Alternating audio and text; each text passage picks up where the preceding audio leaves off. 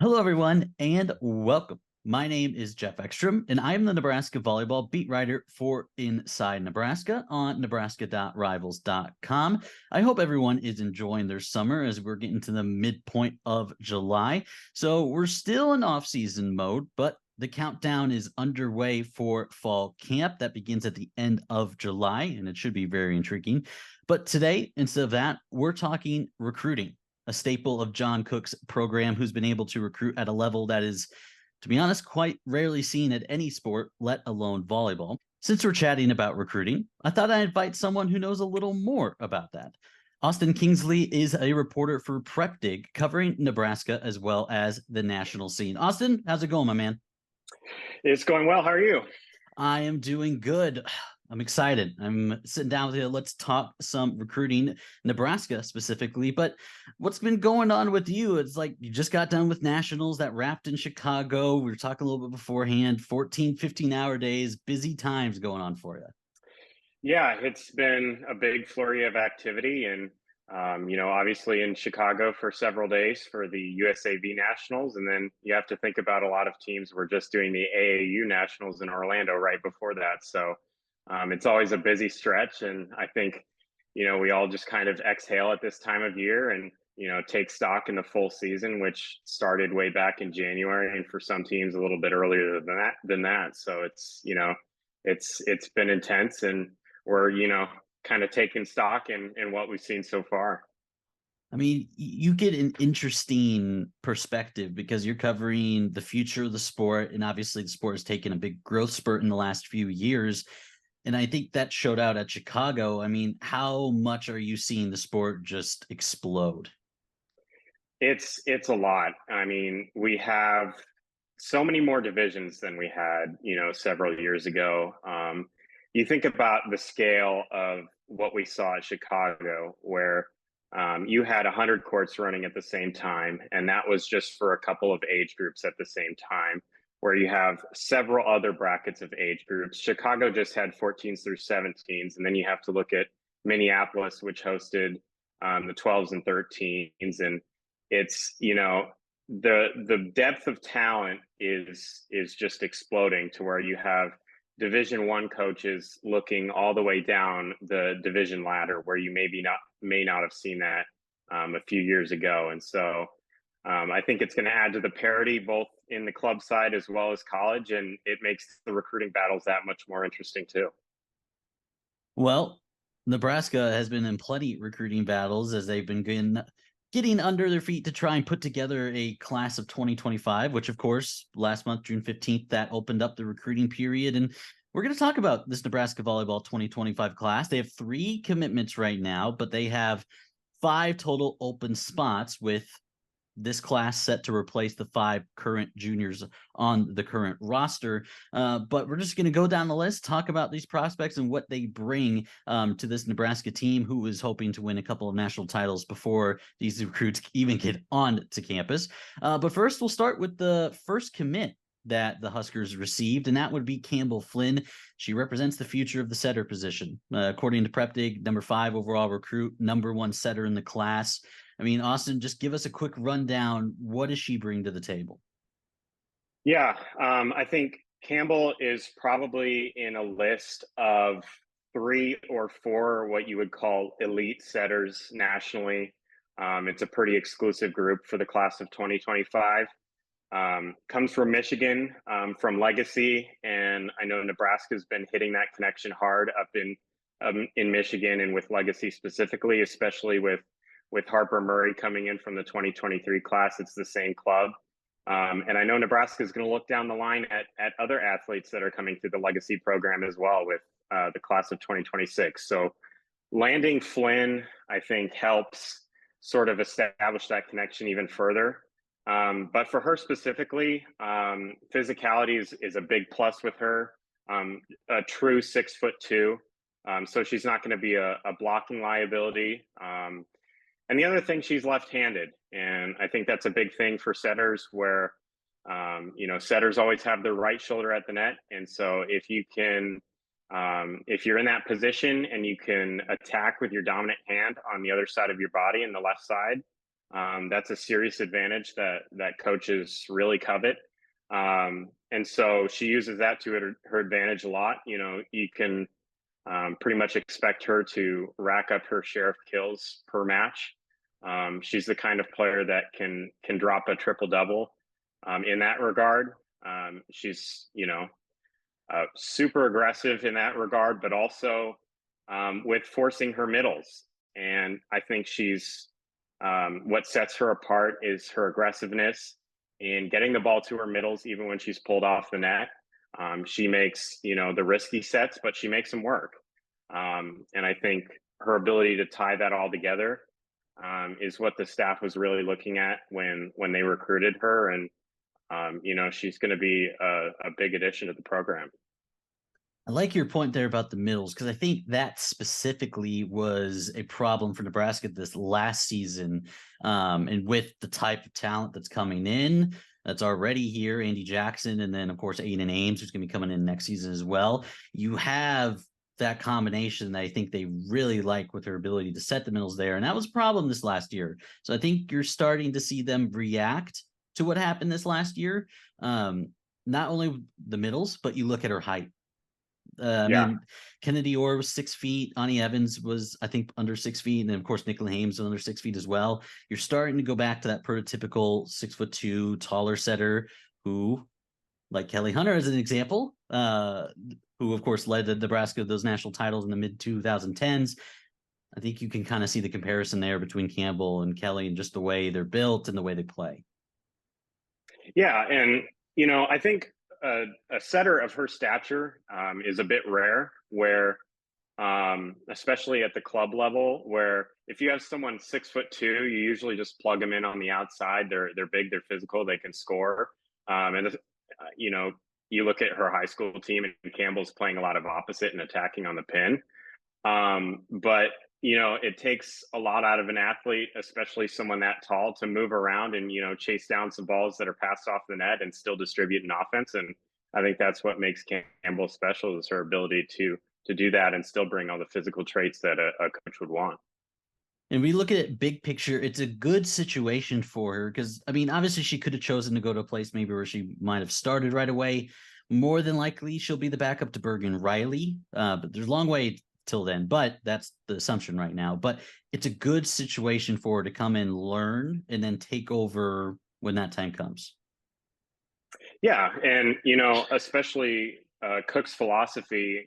He doesn't start a lot of freshman setters. Of course, that may be an anomaly this year, depending on how the setter battle works out. But I think being able to train a setter in the system that they have, and as well as develop their blocking skills, which at the club level is a lot more tame than what you would see at the college level, where you have all these experienced technical physical blockers that can really challenge club and prep players when they're coming to the next level. So I think having that time to sort of develop it, even though she has the traits, it's sort of developing the technique and what they want to see out of their blockers and their front row players, I think is going to help a lot.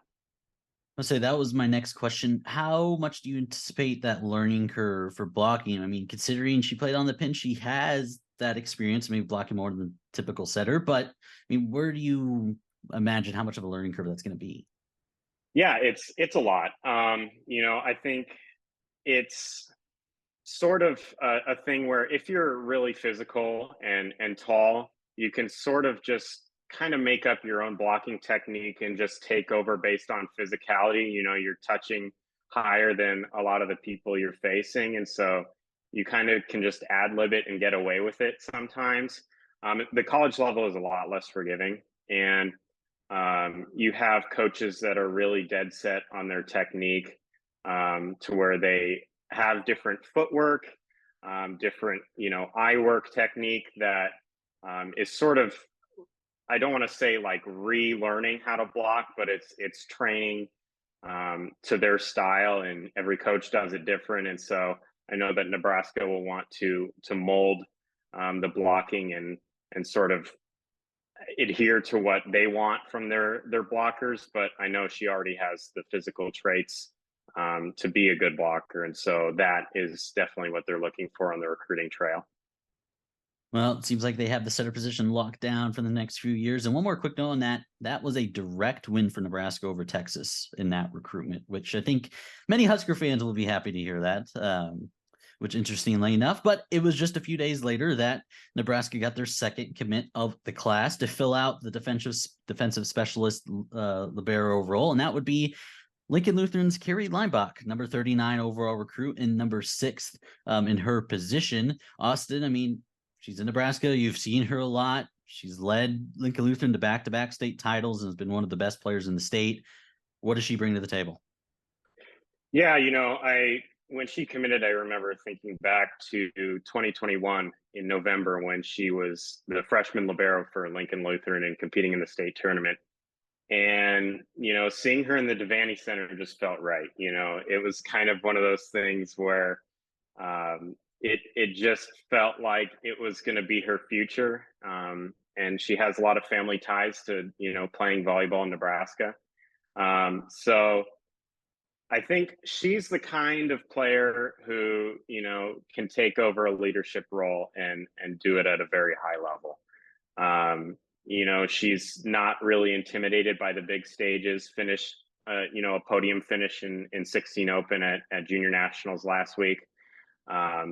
Which is just a huge accomplishment for her Nebraska 1 team. And of course, with Lincoln Lutheran, I mentioned the freshman season where she bursts onto the scene and wins a state title, but then elevates her game even more as a sophomore, and Lincoln Lutheran goes 40-0 en route to another state title. So, the passing and defensive skills are all there. I think the other thing you have to look at with a libero is secondary setting. Can you take over the second contact and out of system, put your hitters in a good spot? And she does that perfectly, both in the high school and club venues. And, she's obviously been on the radar with the coaching staff for a long time with how much of an early impact she's made on the Nebraska prep scene. And it's even more important for Nebraska to land those in-state kids that, keep them in state and, don't have to play against them. You just have them on your side of the net. And I think that's, a big part of how hard they push for Leinbach. I mean, I saw her in 2021 during her freshman year. I watched her play a couple times in Lutheran for districts, and I don't think it's an exaggeration to say that she's an unreal player. And and especially 2021 when she just burst onto the scene, like you said, she was unreal. And just kind of, I guess, going back and just the overview of now this DS libero position, Lainey Choboy and Olivia Mouch is going to be there when she arrives on campus. In fact, she'll be 2 years of NIL and then 2 years of scholarship, just so you know as well. But how do you evaluate that group? Because obviously when she arrives on campus, they're going to be replacing Lexi Rodriguez, which is no easy task, I have to say. Yeah. I mean, you look at Rodriguez's departure, which obviously will be big. She'll end up being a 3-time captain, and probably a Team USA pipeline player. But then on the other side, you look at the triple threat that they're going to have with Choboy taking over the libero role, and then obviously the 2 in-state DSs, and it's one of those things where you kind of figure out how you're going to make that work with substitutions, but at the same time, Nebraska is the kind of program that prides themselves on getting the most out of their defense, and who's going to serve and defend the best is going to be the starting lineup, and I think that'll probably end up being some combination of those 3. And it just makes it even better that it's 2 local kids contributing in that regard. So. It's a big future and obviously big shoes to fill, but I think they're going to be able to do it successfully. Nebraska was her first recruiting call at 12:02 a.m. that she told me. So Nebraska was right on it, and she chose over schools like Ohio State, Northwestern, Vanderbilt, these smart schools with high academic standards. She'll be majoring in business when she arrives on campus. But I mean, Austin, you've seen her play a lot. What's the best trait that she has right now? She's a vocal leader. She's the kind of player that, a team can rally around. She's not afraid to, tell her teammates, this is where I want you in the serve receive pattern. And I think the other thing that goes into that too is I look at the Nebraska One club team she plays for, and I usually start covering athletes at the 15s level or freshman year of high school, the same thing. And you also have to look back at, Linebacker and that core group for Nebraska One. They've been playing with each other since they were 9. So, it's sort of a thing where Linebacker embraces the team culture, can embrace, her teammates and be a valuable leader in the backcourt. And of course, all the tangible skills are there, the passing, defense, and reading opposing hitters. But I think what she brings as a leader and her confidence and her competitive spirit, she's clearly the kind of player who hates to lose. And we see that every time, we see big stages like the one that was in Chicago. So I think her experience in just being there in the big moment and, not being rattled and, being the confident face in the huddle, I think it's going to, be huge. And it's especially huge, when you get that kind of leadership from your libero. Yeah, throw her in there with Lainey Choboy, who's already very talkative. That's going to be Absolutely. There's going to be so many like quotes just from them on the court. They're going to need to like mic all of them up if they're on the court. Oh yeah, yeah, definitely. She's also teammates with Natalie Wardlow, Wisconsin middle blocker commit. Nebraska also targeted her, but they didn't have a scholarship to offer her with already a lot of middles on the roster. But moving on to the third and last commit currently for Nebraska, and that is number 6 overall recruit and number 4 outside hitter, Terea Sigler. 6'2" from Scottsdale, Arizona, so a little far off. But Austin, what do you like about her? She's first outside hitter in the class, and she'll replace one of the 3 hitters that are leaving after the 2024 season. Yeah, it's fitting that we're, right in the wake of Chicago because she took over. I mean, she's, 16 Open MVP. Her Arizona Storm team won another Open championship. And you look all the way down the line where, back in 2021, when she was 14, her Arizona Storm team won an Open championship there, finished second last year, first this year. Sigler's the MVP again. There are a few hitters in the 2025 class who hit a heavier ball. In other words, an opposing defender can be just right in the right spot, do everything right, and have the platform set, and it's just still undiggable.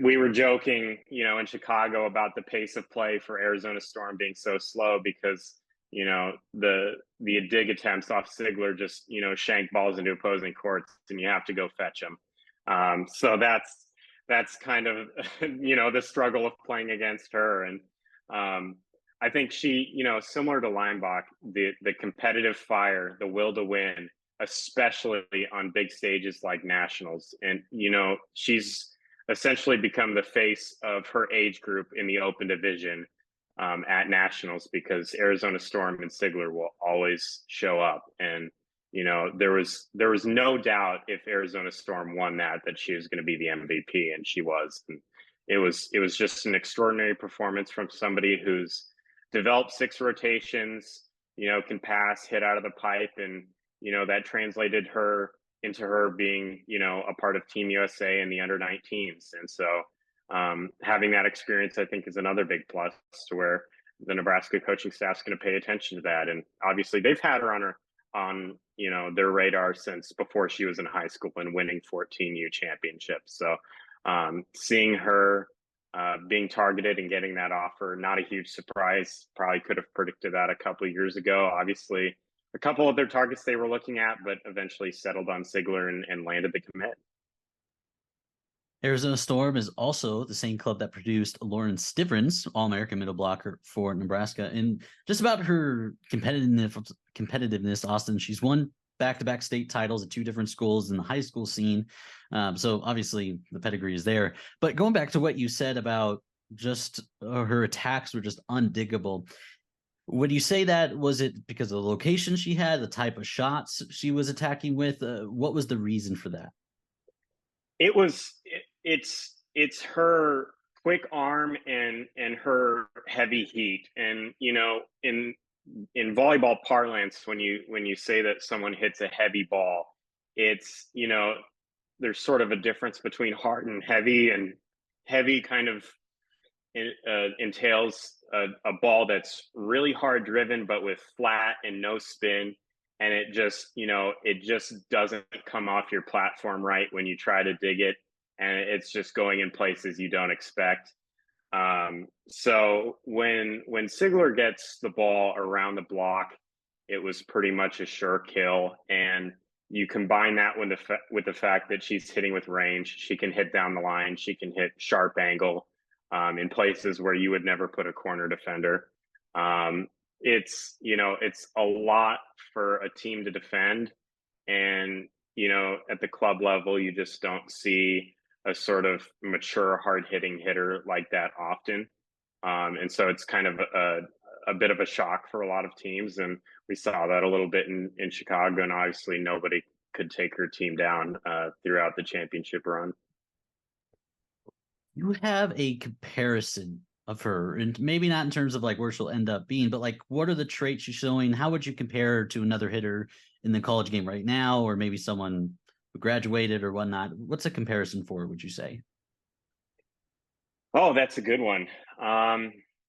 It would kind of sort of invoke maybe like a Skylar Fields type hitter where um, when she gets to college, there will be some sort of technical adjustments, with her approach and whatnot.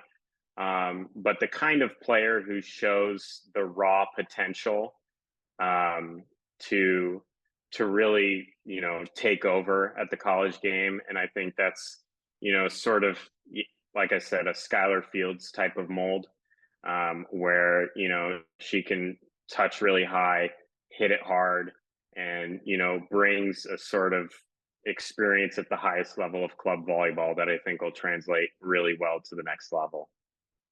And I mean, that's a big get. As mentioned before, three hitters are projected to depart the program. And I mean, based on what you said, that's a player that you can build a class around and build a hitter group around. I mean, how much does her commitment help? Obviously, in the fact of replacing those three, but also maybe trying to get another hitter in the fold. Yeah, I think for future prospects for Sigler specifically, you look at what the roster is going to have. A lot of it depends on the development of players like Skylar Pierce, and then obviously I think Harper Murray by that point should be a big mainstay, at the L2 position, and so you kind of have a, a competition going on in 2025 if the roster goes chalk to where Pearson and Sigler, two players who have been in the club volleyball spotlight for a while now, are pretty much going to vie for that other left side hitter spot, alongside Harper Murray.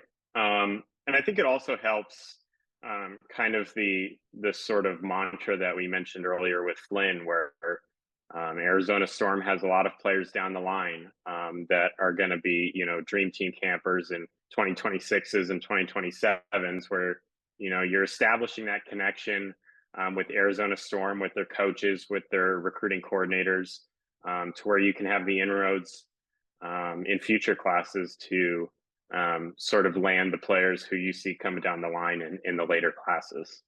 Austin talked about the three recruits coming into the class for Nebraska: Campbell Flynn, Carrie Leinbach, and Terea Sigler. 5 departures from the roster after 2024. So 2 spots to play with here, as we get to the area of August where recruits can take official visits. But where does Nebraska go from here in terms of filling those 2 spots? So I think primarily we're looking at right side hitter. I think for a long time the top target here was Abigail Mullen from Dynasty, a club teammate of Skylar Pierce, who's a 2024 commit.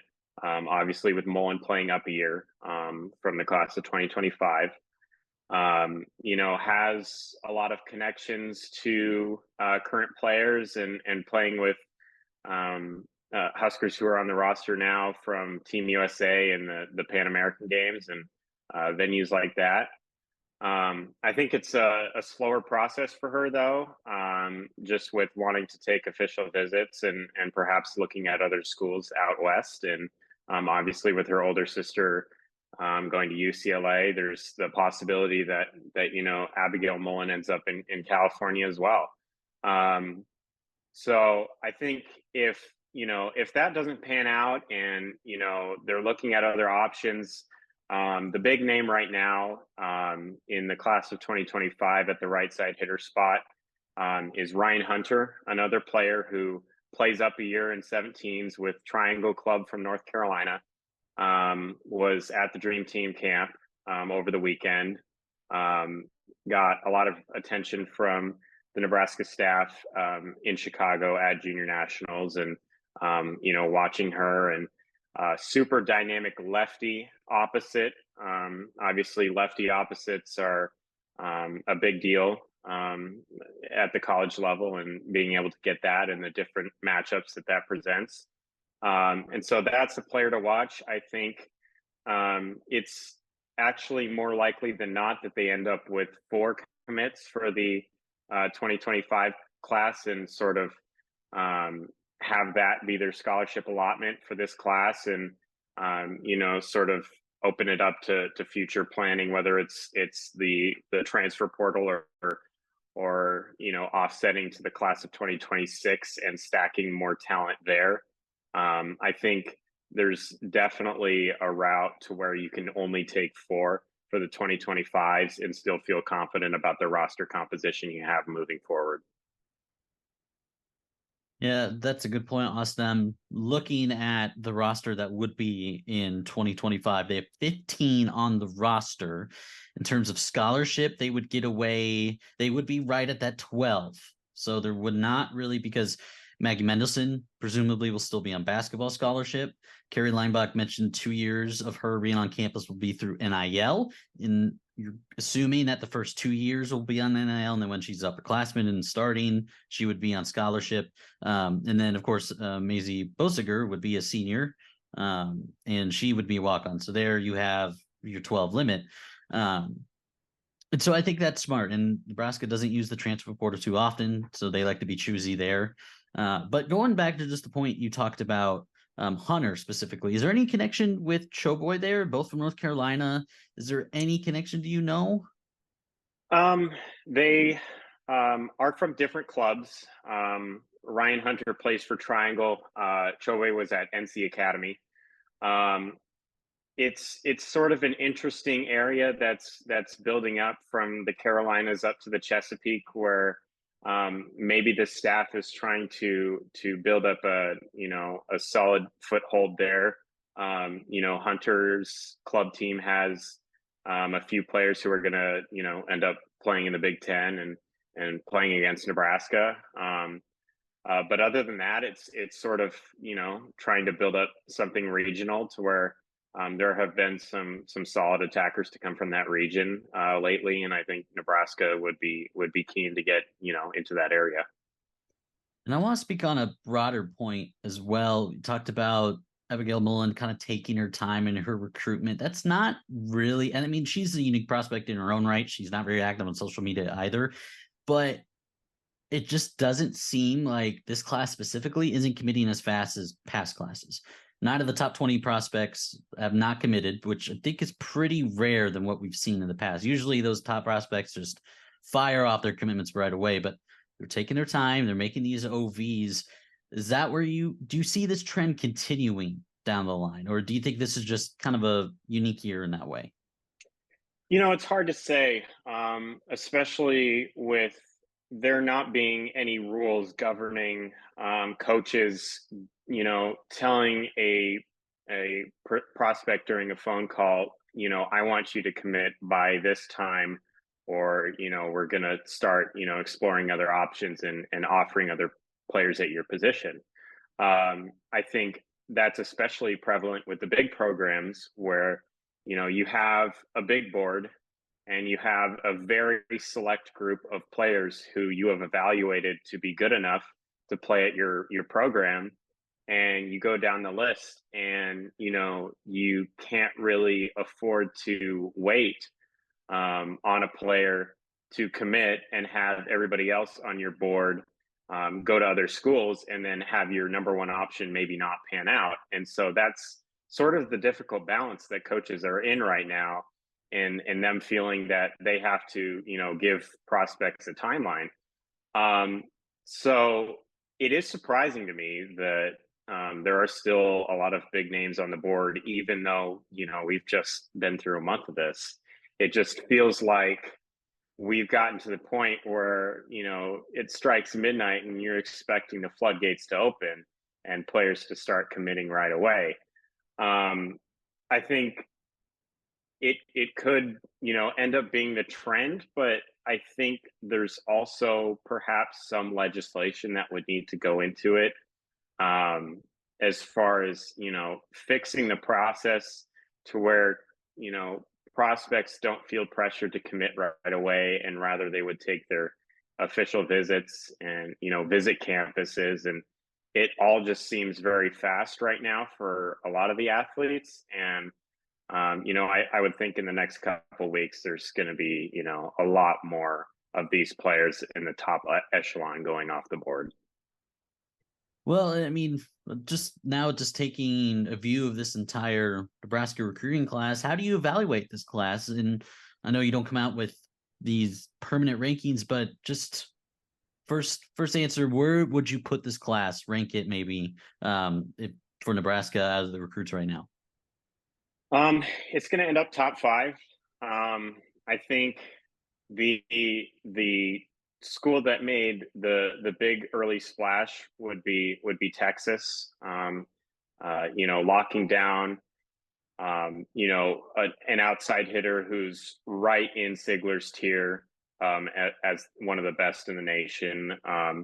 And ironically, the outside hitter that Sigler faced off for the 16 Open Championship in Chicago. But it'll take a little more time to see, where the sort of other programs at the top tier of college volleyball start to land their prospects. But I think Nebraska has to feel really, really good about where they are, and, probably ending up as a top three, just, based on what we've seen at the prep level. Obviously it'll, where it translates in the next level is a whole different ball game. So one last question for you, Austin, before we let you go. Nebraska, of course, had the Dream Team camp over the weekend. As we kind of slowly start to shift our eyes to the 2026 class, who are some names that Nebraska fans should watch out for in terms of Nebraska targets? Yeah. We talked about legacy connections with Campbell Flynn and Harper Murray. I think one of the top prospects is there with Gabby DeVita, an outside hitter from the class of 2026, who last year played up on 15s with Campbell Flynn and this year stayed with the 15s.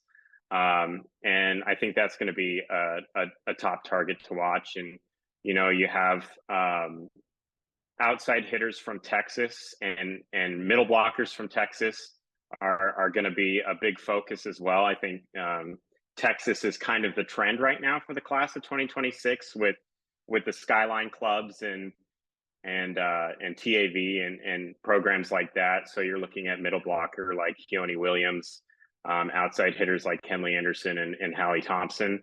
And so those are players who were at the top tier of the 15s this year. And, they're already, projecting themselves among the top tier in the class of 2026. And I think, it's bound to be quite a recruiting battle when you're going deep into Texas. But I think that's a chance that Nebraska is going to be willing to take. And so I think that's the place to look for, aside from the persisting legacy connection with Gabby DeVita at the outside hitter position. Well, there you go, Austin. thank you so much for joining us. Thank you so much for taking the time and talking some volleyball with me. All right. Thanks so much. That was Austin Kingsley of prepdig.com. You can follow Austin on Twitter at KingsleyATK as well as PrepDig. This can wrap up this I guess podcast or video or whatever else of Nebraska volleyball recruiting. I have been your host, Geoff Exstrom. You can check out all of our volleyball coverage at nebraska.rivals.com. Check out our Twitter at Nebraska Rivals. And of course, if you're watching this on YouTube, subscribe and like this video on our YouTube page at Inside Nebraska. Thank you so much, everyone. We'll catch you later.